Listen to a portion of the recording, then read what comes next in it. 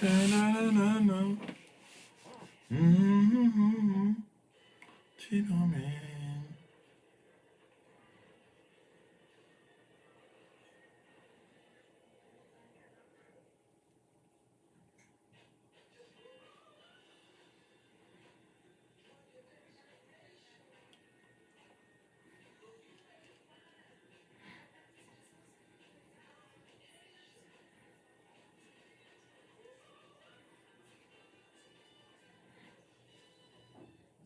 Salut les amis, comment allez-vous? Je serai pas long ce soir. J'arrive, je me connecte rarement sur Facebook. Je voulais juste vous souhaiter une bonne fête des mères.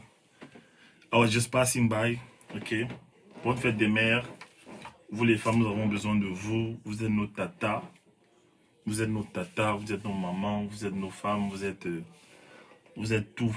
D'accord? On ne peut rien faire sans vous. On ne peut pas aller très loin sans vous en fait. On a besoin de vous. Donc en fait, je vous souhaite bonne fête. Peut-être tu es maman. Bonne fête à toi. C'est pas un travail facile. C'est un travail à plein temps. It is hard to be a good mom, you know. It is hard. Donc je vous souhaite une bonne fête. Je vous bénis en tant qu'apôtre. Je vous bénis. Je vous bénis. C'est un travail difficile. Parfois ma femme a eu à me laisser la charge de jouer le rôle de maman. Et it wasn't easy at all. C'était pas facile en fait. D'accord?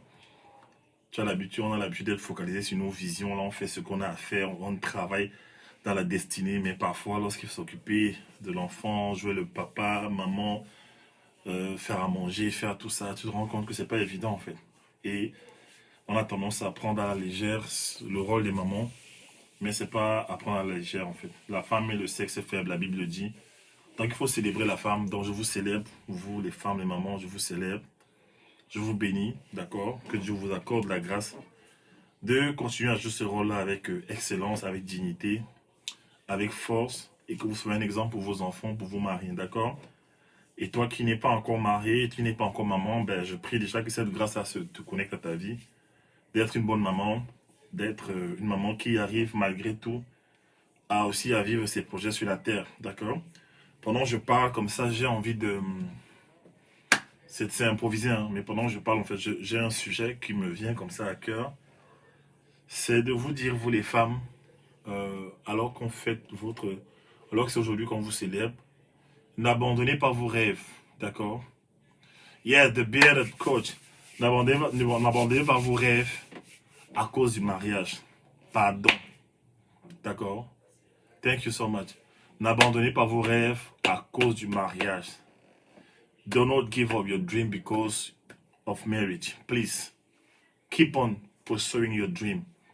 En fait, faut pas que parce que tu es marié, d'accord, ou parce que tu es en train d'aller te marier à un type de personne, à une personne en particulier, que tes rêves d'enfance soient relégués au second plan ou alors au dernier plan. Jamais. Il faut que, alors que tu te maries en fait, que la preuve même que tu es marié à la bonne personne soit le fait que tu es en train d'éclore dans le domaine de tes rêves. Parce que la preuve que tu es bien marié, selon Dieu, c'est que ce que Dieu a déposé en toi, caché en toi, est en train de sortir en fait. Si tu te mets avec un homme et que ce que Dieu a déposé en toi n'est pas en train de se manifester, il y a un problème. Ça doit y être, comment on appelle ça, un bouton rouge ou alors un red flag. Quelque chose qui doit te... Ça doit titer dans ta tête en fait. Tiens, mais avant de connaître cet homme, j'étais entrepreneur, je créais, je faisais des vêtements, je faisais des chaussures, je voyageais, j'allais à Dubaï, je vendais, j'échangeais, je communiquais, mais depuis que je suis marié avec lui, tout ça c'est mort, c'est fini. J'avais même plus au courage d'écrire. Non, non, non, non, non, non. Il ne faut pas faire ça. D'accord? Et toi, homme, je te donne un secret. Si tu veux que ta femme t'aime plus, d'accord? J'ai écrit le livre pour vous aider, vous les hommes. Comment pensent les hommes en amour, qui est numéro 1 sur Amazon. Mais je vais te donner un secret homme. Parce qu'on dit souvent que je parle trop aux femmes et je ne parle pas aux hommes. Donc je vais parler aux hommes aujourd'hui. S'il te plaît, homme, si tu veux avoir un foyer stable, si tu veux avoir un foyer tranquille, avoir une femme qui est soumise même, on va dire. Bon, je vais un peu frôler ce mot parce que les gens n'aiment pas ça. Aide ta femme à devenir qui elle doit être. D'accord? Mets tout en place pour que ta femme devienne cette fleur-là qu'elle est censée être. Je vois beaucoup de femmes aujourd'hui, elles sont défraîchies, elles sont asséchées, elles sont sans vie. Elles se retrouvent après 15 ans de mariage, elles sont fatiguées, elles ont pris du poids, elles sont frustrées parce que elles ont mis le mari en avant, les enfants en priorité. Et elles ont oublié ce qu'elles avaient à faire. Vous comprenez ça? Elles ont oublié leurs propres rêves. N'oublie pas tes rêves parce que tu es marié. C'est le message qui me tombe comme ça dans l'esprit. N'oublie pas tes rêves parce que tu es une femme mariée. D'accord? Continue à te battre. Continue à te battre. L'une des choses que j'aime beaucoup chez moi, dans ma maison, c'est quand je vois ma femme assise en train de faire ce que Dieu lui a demandé de faire. Je vous assure, l'un des moments où j'ai envie de la prendre dans mes bras, la serrer dans mes bras, lui faire des bisous, tout ça, c'est quand je la vois en train de, sur son ordinateur, en train d'écrire. Parce qu'elle a un talent d'écriture, elle écrit des livres. Il y a son livre là qui sort, qui est presque prêt. Elle écrit, elle fait ce que Dieu lui a demandé. Je me dis, voilà, il faut que je la remette au Seigneur un jour, il faut que je la présente à Dieu un jour, sans ride ni tache. La Bible dit en fait que l'homme doit considérer la femme comme le sexe est faible. Il doit la nettoyer par la parole. L'homme doit nettoyer la femme par la parole. Donc il doit parler sur sa vie. Il doit cultiver sa femme comme un jardin. Comme on cultive le jardin. Quand on cultive la terre dans un jardin, qu'est-ce qu'on fait? On enlève les épines, on enlève les ronces, on enlève toutes sortes de choses dans la terre. On rend la terre fertile. On plante des graines, des semences dans la terre. Et qu'est-ce qu'on fait? On arrose, on attend. Bonjour, homme de Dieu, Joanne. On arrose, on attend, on arrose, on attend, on arrose, on attend, on arrose, on attend, on arrose, on attend, on arrose, on attend, on arrose, on attend. Et un jour, en fait, la terre commence à produire des plantes, en fait. Des plantes qui grandissent, qui deviennent des petits arbustes qui commencent à porter du fruit. C'est un peu ça avec la femme, en fait. La femme, c'est que tu dois être là avec elle. Tu la cultives, tu l'arroses, tu es patient. Parce que le cultivateur, il est patient. Il ne plante pas une graine en terre et ça produit le même soir. Non. Ça, c'est la sorcellerie. Le cultivateur, il met une graine en terre et il arrose, il attend. C'est ce que le mari doit faire avec sa femme. Hein? Je récolte aujourd'hui avec ma femme des choses que j'ai semées depuis 10 ans. 10 ans qui correspondent en fait au début de mon mariage avec elle. En fait. Il y a des fruits qu'elle manifeste aujourd'hui qui sont le résultat en fait d'une semence que j'ai déposée il y a 10 ans en fait. Il y a des hommes, quand leur femme n'est pas encore comme ils veulent être, comme ils veulent qu'elle soit, ils se découragent. Ah, Seigneur, voilà encore la femme que tu m'as donnée, dis donc. Femme fatigue. Tu comprends un peu? Non. Bonjour Issa, tu dois arroser ta femme. Arroser ta femme, c'est quoi? C'est que tout ce que Dieu a déposé en elle, tu dois t'arranger pour que ça sorte. Il y a des hommes comme ça. Tu es là, peut-être tu es broke. Broke, broke, broke, broke. Broke, broke, broke. Et tu te plains. Alors que ta femme en elle a des stratégies qui auraient pu vous sortir de la broqueté. You know? D'accord? Quand tu investis dans ta femme, dans le talent de ta femme, hein? N'est-ce pas si elle est écrivain et qu'elle écrit des livres, n'est-ce pas c'est l'argent que vous gagnez, c'est toujours l'argent qui revient chez toi. Hein? Tu l'aides dans le business, tu l'aides dans le e-commerce, tu l'aides dans le domaine où elle a des aptitudes. N'est-ce pas demain quand l'argent vient à manger avec toi? Les femmes ne sont pas comme les hommes. Hein. Et c'est les hommes qui, dès qu'ils ont l'argent, ils commencent à trouver un peu, bon, que la femme est, bon, tu es un peu, bon, écoute, je suis un peu dans la haute société maintenant, je trouve que tu n'es pas prêt, tu vois. Ils commencent à aller chercher des filles un peu brunes, hein. Pas chercher des filles brunes, avec des cheveux qui descendent comme ça voilà, jusqu'où vous savez, des cheveux, voilà. Sa femme commence à l'énerver à la maison, il commence à s'énerver seul. Tout est calme à la maison, mais il s'énerve souvent, hein, des pics de colère là. Hein, toujours en mission. Non, c'est qu'il a l'argent maintenant. Et il trouve que la femme, bon, ça ne donne pas. Vous savez que les hommes, en fait, ils ont besoin de compagnie. Ils doivent se mettre avec quelqu'un d'autre. Or, la femme, généralement, quand la femme a l'argent, quand ta femme a l'argent, bon, c'est pas tout, hein. Attention. Faut nuancer. Faut nuancer. Normalement, quelle femme a l'argent, quand c'est ta femme qui t'aime, qui connaît la valeur, qui est sage, voilà. Parce qu'il y a des femmes qui sont pas sages. L'argent, elle apporte, non? Elle dit, tiens, voilà mon chéri, voici l'argent.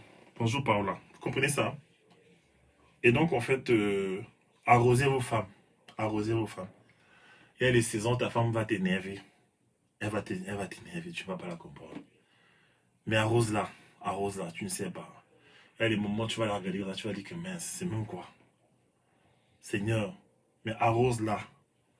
Arrose ta femme jusqu'à ce que qui elle doit devenir, jusqu'à ce qu'elle devienne qui elle doit devenir en fait. Ça prend du temps, il faut apprécier. Il y a des femmes qui sont encore dans les abîmes, dans les profondeurs des blessures émotionnelles. Bonsoir Nina. Elles sont encore là à l'intérieur. Toi tu lui parles, il y a des visions, des destinées. Elle est encore dans les blessures. Il faut que tu attendes en fait. Il faut que tu l'attendes. Il faut que tu l'attendes. Hein? Faut que tu l'attendes. Souvent, quand Dieu donne une femme à un homme, il va lui montrer, hello Francis, how are you? Il va lui montrer le devenir de cette femme. Pourquoi il te montre le devenir de cette femme? C'est pour que, sur le chemin de votre destinée, que ce que tu vois ne t'influence pas. Parce que ce que tu vois risque de te frustrer souvent. Hein? Tu vas voir quelqu'un qui est encore gauche, quelqu'un qui est encore blessé, quelqu'un qui a encore des pics de colère, quelqu'un qui ne se maîtrise pas encore, voilà. Mais elle se cherche. En même temps, il y a la maternité. Il faut faire les enfants. On lui dit elle doit être soumise. En fait, elle est dans plusieurs rôles, en fait. Et c'est compliqué, en fait, pour elle de se stabiliser. Une femme sage, à un moment donné, qu'est-ce qu'elle fait? Elle se stabilise. Elle comprend comment les choses fonctionnent. Elle comprend quel est son rôle vis-à-vis de son mari, quel est son rôle vis-à-vis de ses enfants, mais quel est son rôle vis-à-vis de sa propre destinée, en fait. Elle comprend ça, elle arrive à faire la part des choses. Mais ça prend beaucoup de travail, en fait. Ça prend beaucoup de travail. Vous comprenez ça? Ça prend beaucoup de travail. Vous allez voir cette femme, quand elle atteint ce niveau-là, elle devient encore plus calme. Elle devient encore plus calme. Elle gère les choses avec sagesse. Elle ne parle pas trop. C'est pas le genre de femme qui bavarde trop, qui crie, qui est là sur Internet à crier, à vociférer, non. Le genre de femme sage, elle sait que c'est dans la prière qu'elle résout les choses. Donc je reconnais que c'est pas facile d'être femme. C'est pas facile d'être femme. Donc vraiment les femmes, soyez bénies. Soyez bénis, c'est votre journée aujourd'hui. Je sais que quand la fête des pères va arriver, vous allez nous oublier. Mais bon, c'est comme ça. C'est comme ça. C'est Dieu seulement qui va nous soutenir. C'est Dieu seulement qui va nous donner la force. Dès qu'on va dire fête des pères, va dans les pères, disons les pères, ils ont fait quoi? Sans seulement là, ils mettent l'enfant après. Donc non, on a aussi un rôle. Mais vous les femmes, bon, pour vous célébrer. Donc que Dieu vous bénisse. May God bless you. May God increase you. May God multiply you. May God open door for your life. Mais c'est ça en fait. Donc voilà, soyez bénis. Soyez bénis. Voilà. Il y a le livre, en parlant des femmes, je vais vous présenter 2 livres. Bon, je ne vous parle pas d'abord d'amour pour l'instant. Laissons d'abord les hommes là où ils sont. S'il vous plaît les femmes, je sais que vous êtes beaucoup attachés à l'éducation de vos enfants. Vous êtes très soucieuses en fait du devenir de vos enfants. Voici un livre que j'ai fait. Ça, c'est ma modeste contribution pour accélérer la vie des gens. Vous savez que le sujet du talent, oui, Junior, on est habitué qu'elle nous oublie, mais ça ne fait rien. Ça ne fait rien. Dieu nous bénit aussi. Hein? Quand on nous oublie, bon, c'est vrai que ma femme, elle ne m'oublie pas. Hein. Mais bon, Dieu nous bénit, d'accord? Comment libérer les talents des enfants? Ça là, j'ai mis mon cœur ici. Dans ce livre, en fait, j'ai mis des choses que j'aurais voulu savoir quand j'étais petit. Il y a des choses que j'aurais voulu savoir quand j'étais petit. J'ai mis ça ici dans ce livre. J'ai mis mon cœur ici, j'ai mis mes tripes ici. Hein? J'ai mis mes entrailles dans ce livre. I have put everything I know in this book. This very book. My brother, you should purchase this book right now on the internet. Right now. D'accord? Dans ce livre, en fait, j'explique pourquoi beaucoup de gens, malgré le temps, ne comprennent pas leur talent. Pourquoi à 40 ans, à 50 ans, les gens ne connaissent pas leur talent. Et ils continuent à vivre une vie de défaite. de broqueter, broke, tired, fatigué, hein, courir derrière les bus, derrière les trains, à un certain âge, à l'âge où tu devrais déjà être en train de redonner à la génération qui arrive, à l'âge où tu devrais déjà être en train de libérer les choses, ou alors en train de te reposer, ou en train de travailler de façon sélective. Pourquoi en fait? Pourquoi à un certain âge tu es encore broke? Pourquoi tu es encore endetté à un certain âge? This is why I wrote the book. C'est pour ça que j'ai écrit ce livre en fait. J'ai écrit ce livre d'abord à l'intention des enfants, d'accord? Parce que je pensais que les parents allaient prendre ce livre et conduire leurs enfants. Mais je me suis rendu compte d'une chose, c'est quoi? C'est que chaque parent qui achète ce livre me renvoie un message et me dit, William, ton livre est toute une thérapie pour moi. Je dis, comment ça? Mais en fait, j'ai lu ton livre toute la nuit, je ne pourrais pas m'arrêter de le lire, en fait. Je ne pourrais pas m'empêcher de le terminer, tellement je me retrouve dans ton livre. Tu as parlé des différents profils, hein? Tu as parlé des différentes intelligences, je me retrouve à l'intérieur. Il y a une fille au Cameroun, à Bonapriso, qui a acheté mon livre et elle a passé une nuit entière à pleurer. Elle était en colère. Colère contre certaines personnes. J'ai dit, mais pourquoi tu es en colère contre des gens? Il me dit, non, mais tu te rends compte, à un moment donné de ma vie, j'allais en Chine. J'allais en Chine, j'achetais des perruques, des vêtements, des produits de beauté. Et partout où j'allais, avec mes perruques, en fait, je mettais mes perruques. Les femmes m'achetaient mes perruques, en fait. Elle m'a dit, il y a des femmes qui me donnaient 300 000 francs pour une perruque. Je sais pas quel est le nom des perruques. Hein. Elle dit que les femmes m'achetaient ça, en fait. Donc, je pouvais vendre une perruque en une matinée à 300 000 francs CFA. Et un jour, ma mère a appris que je vendais des perruques. Et ma mère m'a grondé. Ma mère m'a dit, tu as fait de grandes études. Tu ne dois pas vendre des mèches. Tu ne dois pas vendre des perruques. Et qu'est-ce qu'elle a fait? Bonjour tata Hélène, bonne année, bonne fête des mères. Elle a abandonné son business de perruques. Mais cette anecdote se passe, cette histoire se passe, je crois, il y a 5-6 ans en fait, ou peut-être plus. Imaginez, il n'y avait pas encore tous ces systèmes-là ou de dropshipping où tu pouvais commander depuis la Chine sur Alibaba, tout ça. Non, elle allait en Chine parce qu'elle avait étudié là-bas. Elle a fait ses études de commerce là-bas. Elle avait déjà la capacité. Les femmes ne voyaient pas les greffes partout, les perruques là. Je ne sais pas ce que c'est les péruviens, les londoniens, je ne sais pas ce que. Voilà, les colombiennes, tout ce que vous voulez. À l'époque des gens en fait. Et quand elle a lu mon livre, elle s'est mise à pleurer. Elle dit, mais tu te rends compte, j'aurais pu faire fortune. Parce qu'en discutant avec elle, je lui ai fait comprendre qu'elle est une beautifier. Les beautifiers, c'est un profil de talentueux qui enjolive tout ce qu'il touche. C'est une femme chez elle, c'est toujours bien rangé. Même sa nourriture est toujours bien designée. Elle a ce talent-là. Lorsqu'elle met ses photos sur Internet, sur Instagram, c'est toujours bien, voilà, bien agencé. Sa façon de s'habiller, elle est très coquette en fait. Donc c'est une personne qui met de la beauté autour d'elle. C'est un talent. C'est un talent. Les beautifiers, j'en parle ici.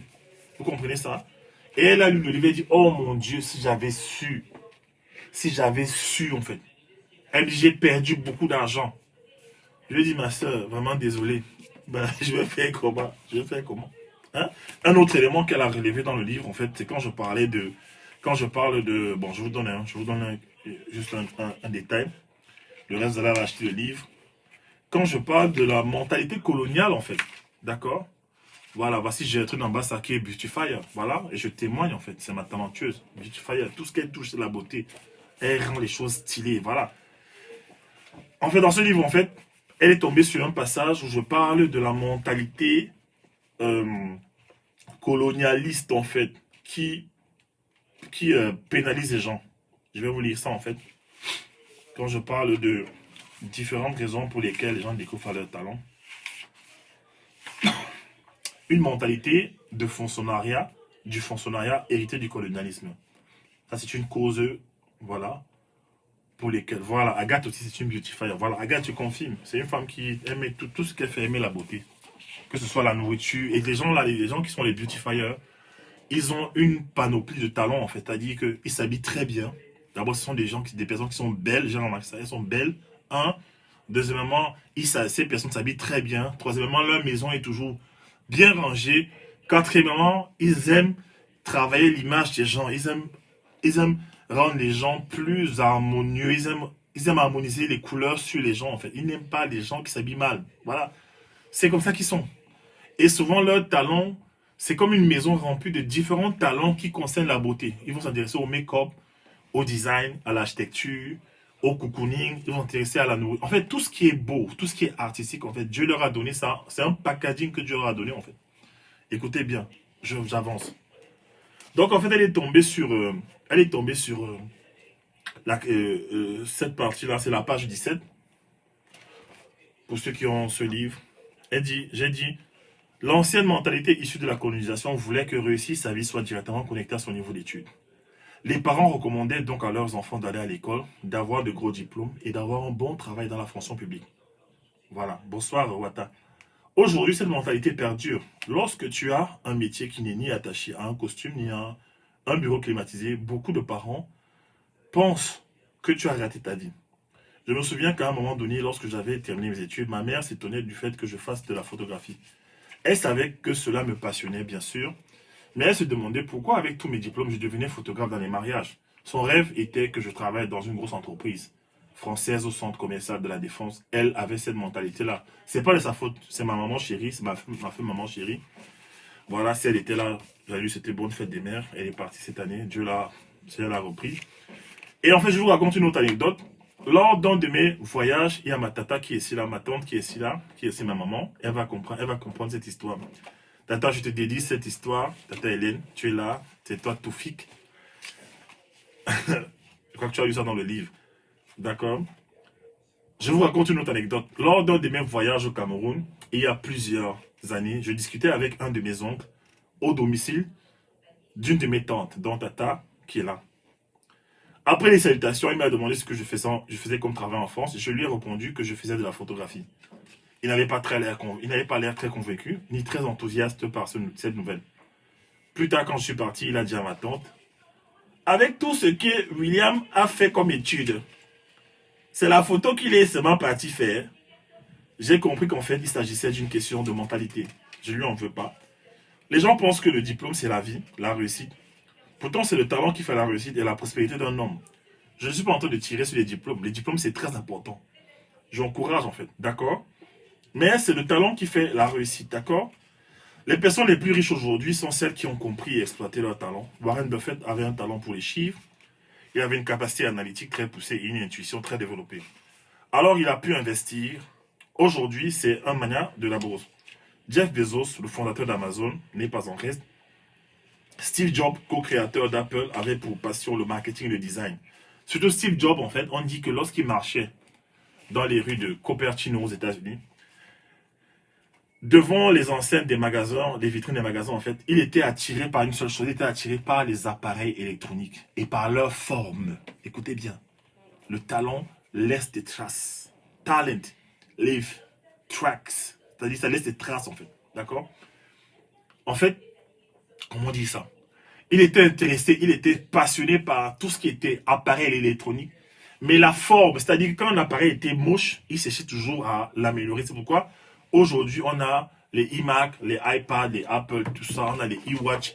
On a tous ces produits raffinés, d'accord? Il est même jusqu'à aller recruter le monsieur qui dessinait les contours des Porsche, des voitures Porsche, et qui travaillait aussi pour la couronne royale de Buckingham Palace. Voilà, je suis un passionné. Voilà ça. Il avait donc pour passion le marketing et le design. Le design, il savait vendre un produit. Il savait annoncer un produit de façon spectaculaire. C'est lui qui disait que un produit spectaculaire s'annonce de façon spectaculaire. Ça, c'est ce que mon coach Brice m'a dit de Steve Jobs. D'accord? Mon coach en art oratoire. Voilà. Et ces personnes ont eu des parents qui ont connu cette dimension de talent. Parce qu'en réalité, pour qu'un enfant soit libre dans son potentiel, il faut quand même, il faut quand même qu'il ait eu des parents qui comprenaient bien le potentiel. C'est pour ça que ma fille aujourd'hui, je la pousse à faire beaucoup de choses dans le domaine de ses talents. D'accord? Certains me diront que je suis en train d'orienter cet enseignement. Non, ce qui n'est pas du tout le cas.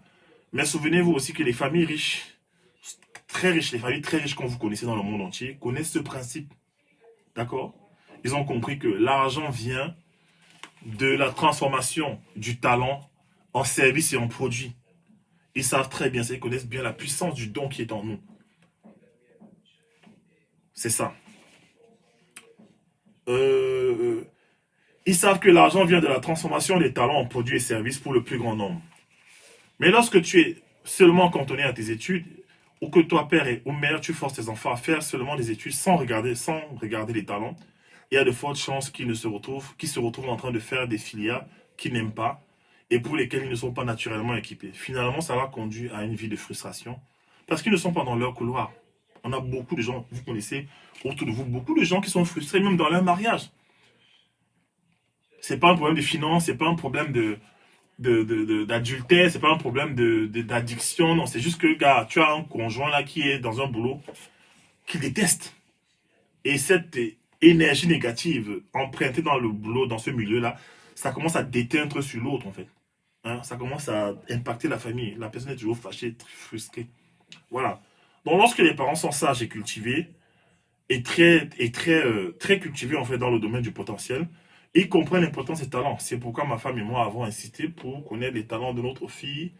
Et nous en avons découvert beaucoup. Couture, cuisine, hospitalité, car elle aime recevoir, mettre les gens à l'aise. Motivation, chant, pour ne citer que cela, elle a beaucoup de talent.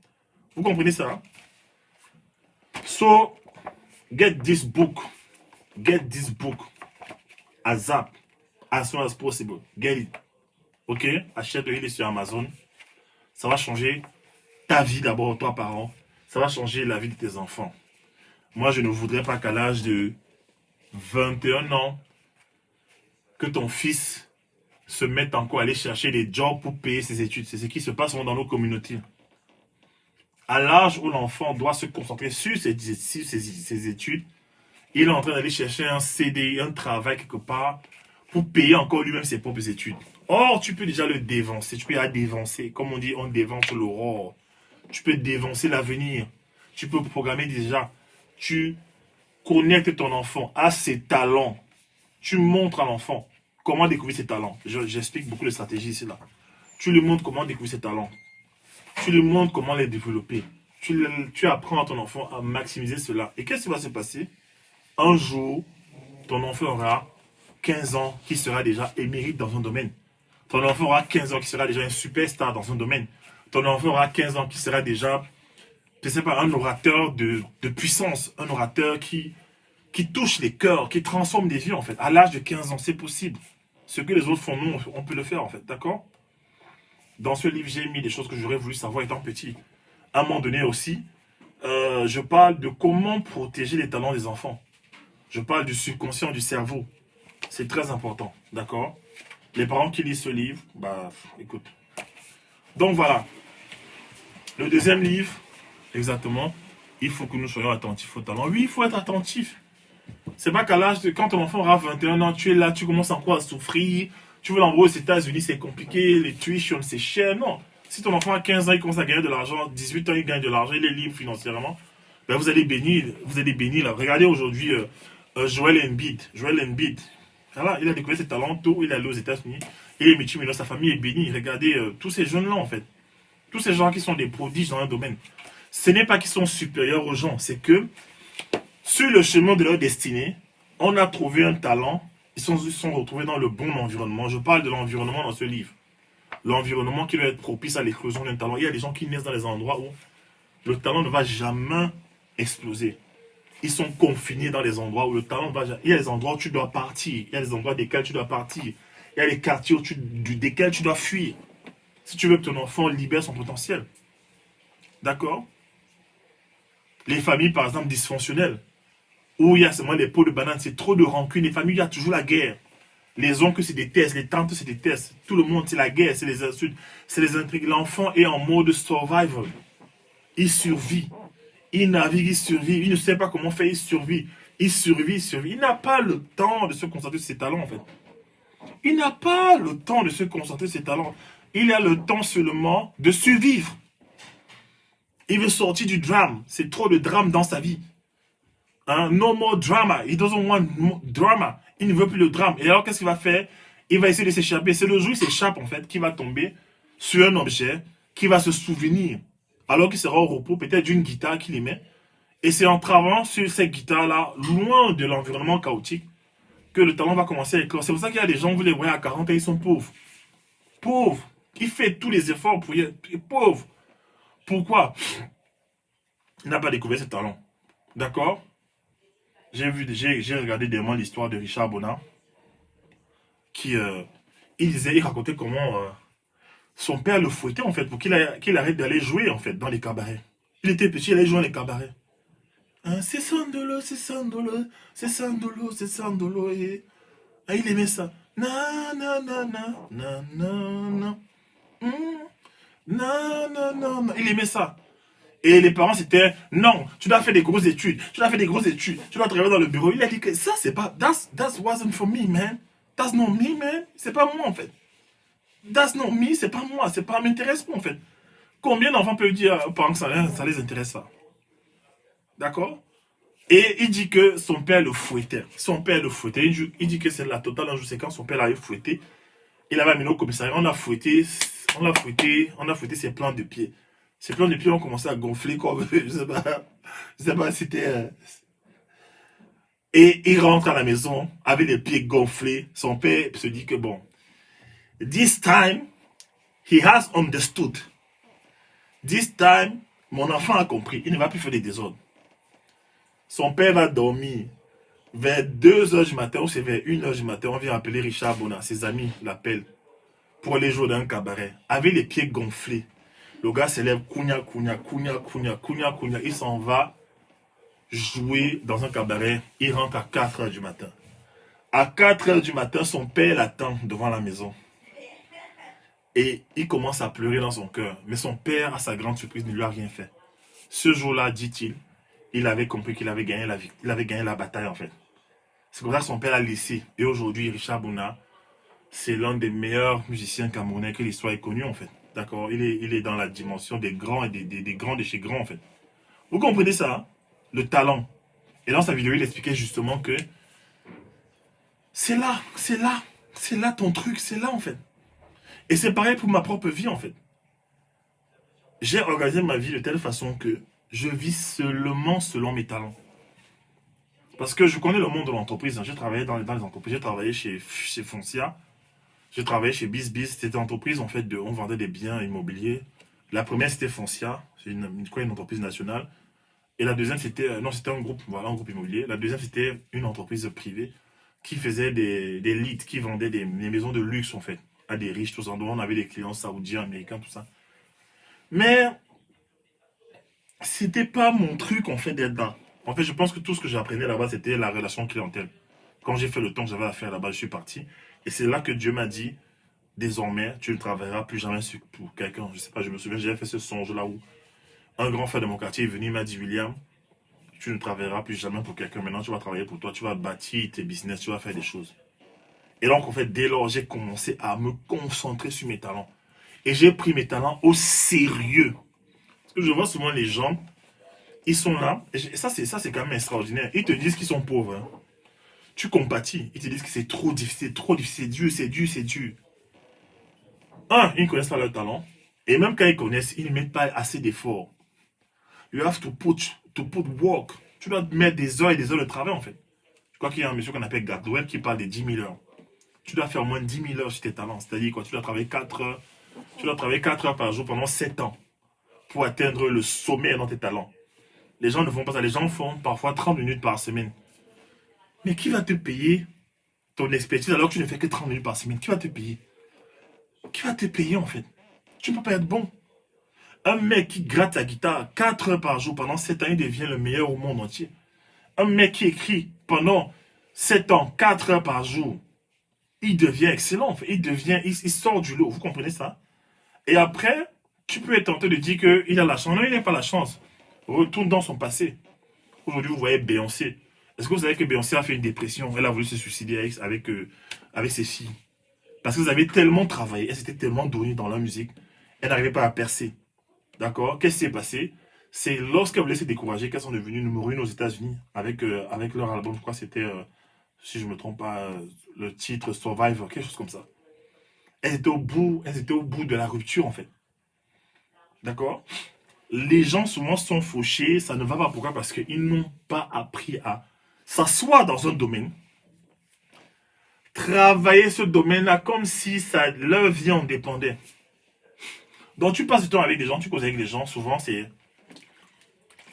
Bah, tu appelles quelqu'un à midi, il dort, voilà, il dort à midi. C'est la même personne qui se plaint, je comprends pas, la vie est dure. Hein? Le président américain, tout là, c'est dur. Je suis noir, on ne nous aime pas ici. C'est trop dur. Vous avez la chance, Yawata, tu as la chance. Mais toi, tu fais beaucoup de choses. Tu es coach, tu es motivateur. Massa. Tu veux tout faire, mon frère. Et nous, tu nous laisses. Non, non. C'est pas la chance. C'est le travail. C'est le travail, en fait. D'accord? Les gens travaillent. Travaille dans un domaine où tu as des dons.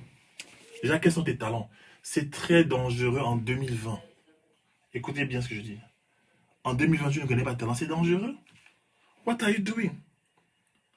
Le père de ma fille a commandé tes livres, William Jamin. C'est avec tes statuts que je lance les pics. On va seulement prospérer au nom de Jésus-Christ. Sauf que, voilà. Et quand je parle des talents tout le temps, il a fallu que moi, je vive le concept du talent. Hein. Il a fallu que je vive ça, en fait. Quand j'écris des livres, regardez, par la grâce de Dieu, ce livre-là, numéro 1 des ventes sur Amazon, avec le plus grand auteur, l'homme qui vend je crois que c'est l'homme qui vend le plus de livres en fait dans le domaine des relations, Gary Chapman. Celui qui a écrit Les 5 langages de l'amour. D'accord? Je suis en tête des ventes sur Amazon avec lui en fait. C'est-à-dire que pendant une semaine et demie comme ça, presque 2 semaines, j'étais numéro 1.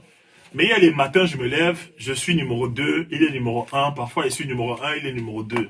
Je me dis, mon Dieu, j'ai bien fait de vous mes talents. Est-ce que vous savez que même la couverture de mes livres, est-ce que vous savez que c'est tiré d'un de mes talents? J'ai un talent graphique en fait. Les gens me disent que quand ils ont ce livre en main, ils veulent le garder. Et quand ils voient ce livre, ils ont envie de le posséder en fait. Sans avoir lu le contenu. Hein. Ils me disent ça, les gens, la plupart des gens me disent ça, que le livre est tellement bien fait, la couverture est tellement bien faite que ils ont envie de garder le livre chez eux en fait, dans un coin. Il y a une fille qui m'a écrit aujourd'hui, elle est en Allemagne, elle m'a dit qu'elle aime mettre mon livre dans son sac à main partout où elle va avec, alors qu'elle a déjà lu. Elle le tient comme ça. Vous comprenez ça? Mais ça va d'abord, ça tient d'abord de quoi? De la couverture. Quand je suis arrivé en France, le Saint-Esprit, pour ceux qui connaissent le Saint-Esprit, je suis chrétien, voilà, le Saint-Esprit, c'est l'Esprit de Dieu qui vit en nous, par Jésus-Christ, a commencé à insister pour que j'étudie ce qu'on appelle la colorimétrie. La colorimétrie, la roue chromatique, que j'apprenne à agencer les couleurs. Je ne comprenais pas pourquoi en fait. Je sais que pendant peut-être 1 an, j'avais soif d'apprendre des couleurs, donc apprendre les couleurs, comment agencer des couleurs, comment mettre des couleurs entre elles. Quelles sont les couleurs qui vont ensemble? Quels sont les commentaires les couleurs qu'il faut jamais mettre ensemble? J'observais la nature, les fleurs. Je me rendais compte que wow, même dans la nature, Dieu est harmonieux. Les fleurs dans les champs, les fleurs sont agencées, les couleurs qui vont ensemble, c'est naturel. Hein? Même le ciel, le reflet du ciel dans la mer, tout ça, avec la colorimétrie, même Dieu est designé, il est ordonné. Et les choses se font en fonction de ça. Même quand tu t'habilles, tu peux t'habiller selon des couleurs qui vont ensemble. Et on pense que tu as des vêtements de 5 000 $, alors que c'est des vêtements que tu as pris à 20 € chez Célio, à 10 € chez Primark, alors, ou chez, comment on appelle la marque là, Kiabi. Mais juste parce que tu sais agencer les couleurs. Vous comprenez ça? Hein? Et donc, en fait, voici la manifestation de mes talents. J'ai aussi un talent d'écriture, en fait. Quand j'écris, je sais toucher l'âme des gens. D'accord? Je ne suis pas le plus grand expert en orthographe.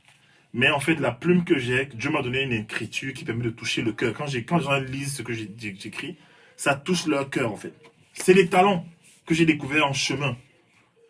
Ce sont les choses, en fait, qui font que maintenant, je suis libre sur le plan financier. Tu dors, tu vends les livres. Je dors, je vends les livres. Je me lève le matin, je regarde seulement les statistiques. Je dis, oh, j'ai encore vendu beaucoup. J'ai encore vendu beaucoup. Alors qu'avant, je me disais que vendre les livres, c'est difficile. Vous comprenez ça? Un autre talent que j'ai aussi, c'est le marketing. Je sais mettre en avant des produits. Tu vois? Tout ça, là, c'est des talents que Dieu a déposés en nous pour qu'on soit bien, qu'on vive dans l'abondance, qu'on bénisse notre génération. J'insiste beaucoup dessus. Regardez ce livre-ci. D'accord? Les talents des enfants. D'accord? La couverture est noire. Pour moi, ça représente l'obscurité. Maintenant, il y a une petite fille au milieu et il y a une lumière qui vient sur elle. Et cette lumière-là, ça fait resplendir l'arrière-plan qui dévoile en fait un personnage qui est l'image en fait de cette fille qui veut devenir cette grande danseuse. D'accord? C'est une petite fille qui rêve de devenir une grande danseuse, mais tout est obscur. Alors il y a une lumière qui vient sur elle. Mais quelle est cette lumière-là? C'est le talent. Le talent lui apporte la lumière, la connaissance en fait pour devenir. Regardez, elle est là et elle veut devenir une grande. Elle est là avec sa poupée, mais elle veut devenir une grande danseuse, une ballerine. Alors il faut qu'elle passe par un processus de transformation. Il faut que la lumière vienne à elle. Mais la lumière, c'est quoi? C'est pas la libération de son talent. Et même des couleurs. Regardez, les couleurs.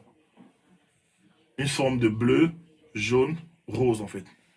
Ça attire les gens. Les gens veulent posséder le livre. D'accord? Voilà. Ça va jusqu'au sous-titre.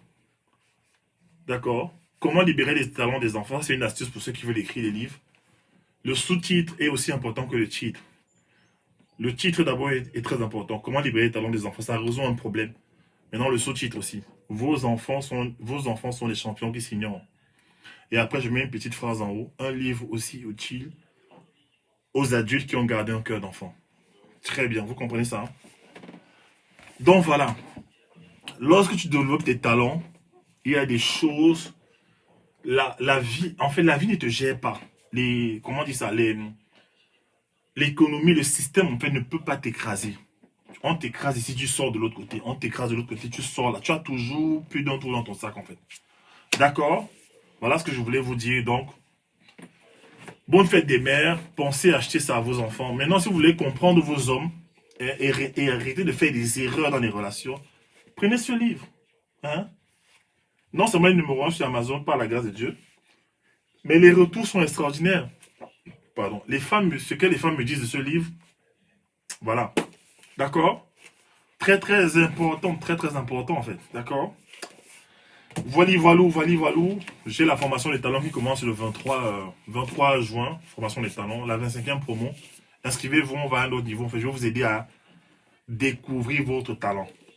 Je vais vous aider à le développer. Je vais vous aider à créer des rivières financières. Je vais t'aider à avoir plusieurs revenus. Je vais te montrer comment on gagne plusieurs revenus avec un certain talent. Est-ce que vous savez que ces livres-ci, par la grâce de Dieu, ces livres-ci, en fait, ont généré une économie, en fait. D'accord? Ça, les deux livres-ci ont généré une économie ici en France et aussi à l'étranger. D'accord?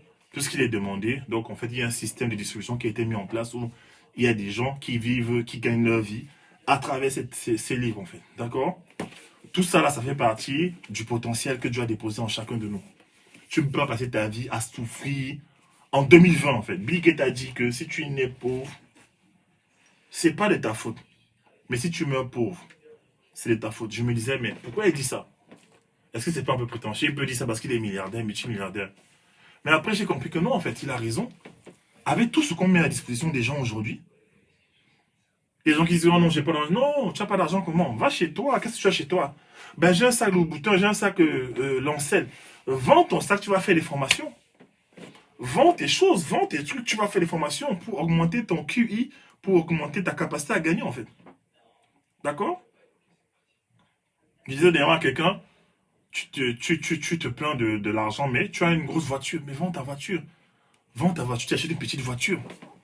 Vends ta grosse voiture, je sais pas, vends ta Mercedes, vends ta voiture, voilà. Tu achètes une petite voiture et tu roules avec la petite voiture pendant longtemps.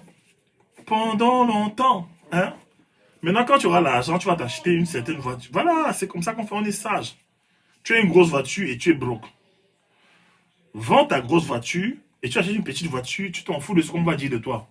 Tu n'es pas né pour plaire aux gens. De toute façon, ça ne sert à rien d'utiliser l'argent que tu n'as pas pour impressionner les gens que tu n'aimes pas et qui n'en ont même rien à faire. D'accord? Le plus important, ce n'est pas. Hein, c'est Tom Burrell qui dit ça. Tom Burrell dans son livre Brainwash, il dit qu'il y a des gens qui sont plus, plus intéressés par ce qu'il y a dans leur parking et dans leur closet, dans leur placard, plutôt que ce qu'il y a dans leur compte en banque. Tu as une grosse voiture dans ton parking, tu as des très beaux vêtements dans tes placards, des belles chaussures, et dans ton compte en banque, en fait, tu as en moins de 2000. Who are you playing? Tu trompes qui, en fait? Et souvent, c'est les femmes, en fait, qui vous disent la vérité. Tu as beau blaguer, dehors faire semblant. Ta femme m'a dit que mon frère, on est broke. We are broke, broke, broke, broke. Voilà. Donc, c'était pour encourager quelqu'un. Bonne fête des mères. Libérez votre potentiel. Aujourd'hui, là, il y a la crise, là, avec le corona, là. Vous allez voir ce qui va se passer en septembre. Là, vous allez voir les choses qui vont se passer. En fait, ça va devenir de plus en plus difficile. Les gens qui vont développer leur potentiel, qui vont maximiser ça, qui vont créer des structures, c'est eux qui vont s'en sortir. Tout le monde a la capacité de se reformater, de se recycler, en fait. Ne reste pas tel que tu étais il y a 2 ans. Ne reste pas avec le même niveau de connaissance que tu avais. Ne reste pas sur tes acquis. Ne reste pas là. Moi, je connais des ingénieurs au Cameroun qui étaient ingénieurs en 1980. À un moment donné, les choses ont changé, en fait. Les systèmes ont changé, l'économie a basculé. Les nouvelles technologies sont arrivées. Il a fallu se recycler. Certains n'avaient pas la capacité. Ils ont commencé à sombrer.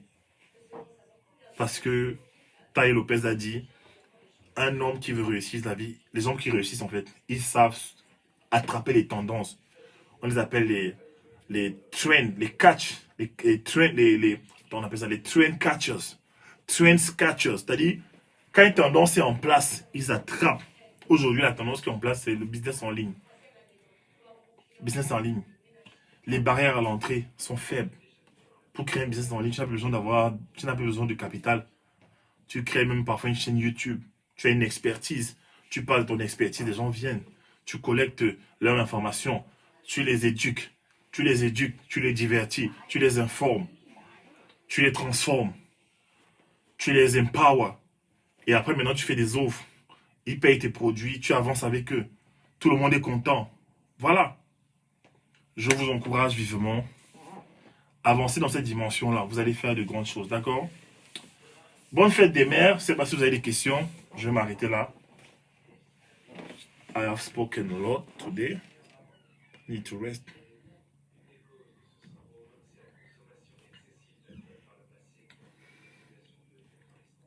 Est-ce que vous avez des questions? Bonsoir Patrick Berthelot. It's a pleasure to have you here. Sabrina Magloire, bonsoir Jeanne Guerrier. Bonsoir Jeanne, comment vas-tu? Lionel, bonsoir. Lionel, je dois te voir en semaine. J'ai tes 2 livres là que je vais signer.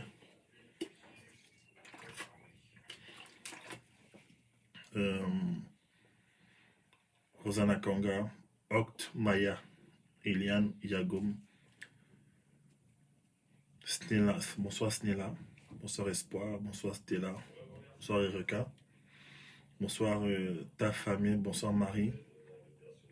Voilà, je vais rajouter un truc aussi. Parfois, tu n'as pas besoin d'avoir trop de talent. Parfois, tu as juste besoin d'être bon, de te développer dans un seul domaine. Un seul domaine. Le développer jusqu'à ce que ça prenne, comme on dit, jusqu'à ce que la mayonnaise prenne en fait. Tu as besoin d'avoir trop de talent. Parce qu'il y a des gens qui vont dire que oui, vous avez trop de talent. Non, non, non, non. Un seul talent. Michael Jackson avait 2 talents.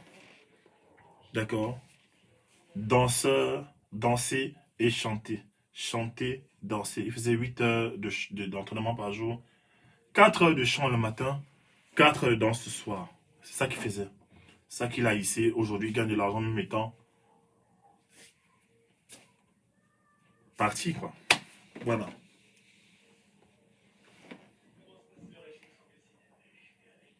Bonsoir, Sarpa. Donc voilà, ceux qui veulent le livre, il est disponible. Il reste 4 copies à Abidjan. Il reste quelques copies à Abidjan. Bah écoute, c'est en train de finir. Au Cameroun, à Yaoundé, je crois qu'il y en a encore à Douala. Voilà, c'est disponible.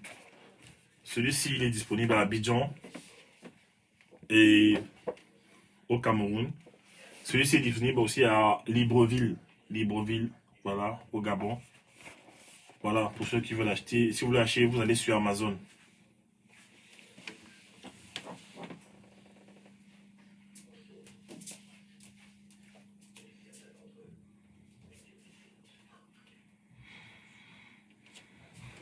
De gloire en gloire, de gloire en gloire, Il m'emmène, il m'emmène.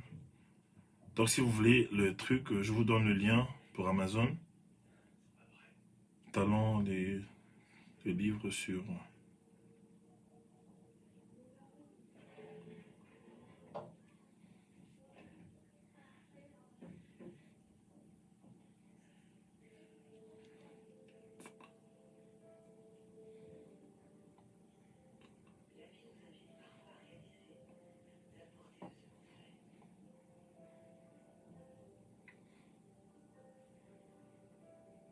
Nananana, nananana.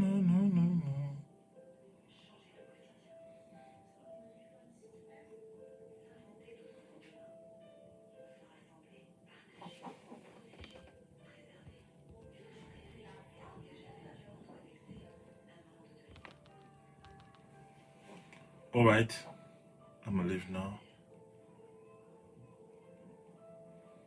Partage ça sur ma page.